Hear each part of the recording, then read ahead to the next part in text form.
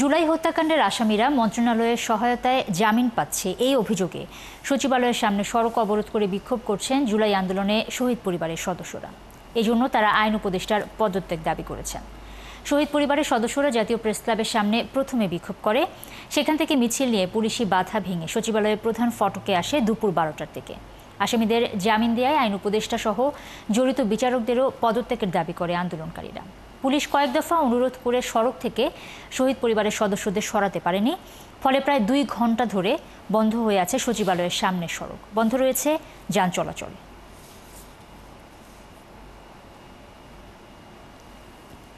আসামি যখন ধরা হলো তখন তাদেরকে কুড়ে থেকে জামিনে বের করে দেওয়া হচ্ছে কিসের রেফারেন্সে? এইগুলো হত্যাকারীদেরকে মাফ দিয়ে দিলে আমাদের সামনে আরো কঠিন দিন আসতে যাবে চলছে। আপনারা মনে রাখেন, এই গণপুত্তানকে ব্যর্থ হতে দিবেন না। এই হত্যাকারীদের বিচার আপনারা করবেন। এখানে আজকে আমার আসার কথা ছিল না। সেদিন আমার ছেলে লাশ আমি কাঁধে নিয়েছিলাম। যেই বাবা চোখের পানি শুকায় গেছে পাথরের মতো, যেই বাবা তার সন্তানকে কাঁধে নিয়েছে সেই বুঝে তাদের যে দাবিগুলো শুনেছি, আমি দেখি ভিতরেও কথা বলেছি। কথা বলার পরে দুইটার একটা সমন্বয় করে একটা সমাধানের জন্য আমি একটা পথ খোঁজার চেষ্টা করতেছি। দর্শক, সচিবালয়ের সামনে আছেন আমাদের সহকর্মী ইমতিয়াজ সনি, বিস্তারিত জানতে তার কাছে চলে যাচ্ছি। ইমতিয়াজ, আইন উপদেষ্টার পদত্যাগ দাবি করেছেন বিক্ষোভকারীরা, এখনো বিক্ষোভ চলছে, তারা আর কি কি বলছেন বিস্তারিত যদি বলেন, এবং সচিবালয়ের সামনে সড়কও অবরোধ করে রেখেছেন, সেখানে যান চলাচলের কি অবস্থা সেই বিষয়ে যদি জানান। নুসরাত, এখনও আসলে বিক্ষোভ চলছে। একটু আগে আপনি জানেন যে একটু আগে বৃষ্টিতে কিছুটা বিঘ্ন ঘটলেও মূলত এখনও জুলাই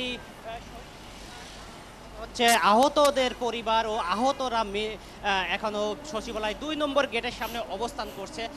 তারা মূলত আজকে সকাল 10:30টায় মূলত প্রেস ক্লাবের সামনে প্রথমে তারা অবস্থান কর্মসূচি করে, তারপর থেকে 12টার দিকে প্রেস ক্লাব থেকে তারা আর কি পদযাত্রা নিয়ে আর কি সচিবালয় 2 নম্বর গেটের সামনে আসলে অবস্থান নেয়।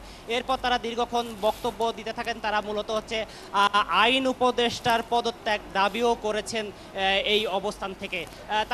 তাদের বক্তব্য মূলত তারা বলতে যাচ্ছেন যেটা যে জুলাইয়ে যেই গণহত্যা হয়েছে সেই গণহত্যায় আসলে যারা অপরাধী, যারা আসলে গণহত্যার সাথে প্রত্যক্ষভাবে জড়িত, তারা বিভিন্ন আইনের ফাঁক ফোকর দিয়ে জামিন পেয়ে যাচ্ছে, যার কারণে যে জুলাইয়ের যে আহতরা তারা আসলে মানে তারা বিচার পাচ্ছে না, এবং এই দোষররা তারা শাস্তি পেয়ে যাচ্ছে, যার কারণে তারা আজকে এই অবস্থান নিতে বাধ্য হয়েছে বলেই তারা আমাদেরকে যেমনটা জানাচ্ছিলেন। তারা মূলত বলছে যে বিভিন্ন এবং তারা সচিবালয়ে এবং আইন মন্ত্রণালয় এবং বিচারপতিদেরও পদত্যাগ দাবি করছেন কেউ কেউ। এখান থেকে বক্তব্যে তারা বলছে যে বিচারক এবং আইন মন্ত্রণালয়ের বিভিন্ন দপ্তরে মূলত যারা গণহত্যার সাথে জড়িত তারা বিপুল পরিমাণ অর্থ প্রেরণ করে আসলে তাদেরকে জামিনে চলে যাচ্ছে, কিন্তু সরকার আসলে তাদের আটকানোর জন্য কিংবা তাদের বিচার করার জন্য আসলে দৃশ্যমান তেমন কোনো পদক্ষেপ নিচ্ছে না বলে তারা দাবি করছেন। কিন্তু তারা এখনো পর্যন্ত এখানে কতক্ষণ থাকবেন কিংবা এই অবস্থান কতক্ষণ চালাবেন সেই বিষয়ে এখন নির্দিষ্ট করেননি। তারা মূলত বলছে তারা যতক্ষণ পর্যন্ত আইন মন্ত্রণালয় এবং বিভিন্ন জায়গা বিচারের নিশ্চয়তা না দেবে ততক্ষণ পর্যন্ত তারা থাকবেন।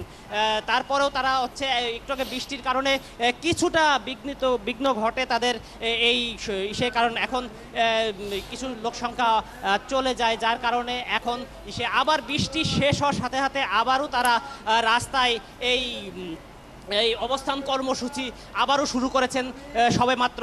তারা এই কর্মসূচি মানে যতক্ষণ তারা আইন মন্ত্রণালয় থেকে মন্ত্রী থেকে শুরু করে যারা ঊর্ধ্বতন কর্তৃপক্ষ তারা যতক্ষণ পর্যন্ত আশ্বাস না দিবেন এই আন্দোলনকারীদের যে তারা বিচার নিশ্চিত করবে এবং যারা গণহত্যার সাথে জড়িত তাদেরকে তাদের জামিন না দিয়ে তাদেরকে আবারও আইনের আওতায় নেবেন, ততক্ষণ পর্যন্ত তাদের বিভিন্ন সময় বিভিন্ন কর্মসূচি চলবে বলেই আমাদেরকে তেমনটাই জানিয়েছেন। নুসরাত, এই ছিল। অনেক ধন্যবাদ ইমতিয়াজ।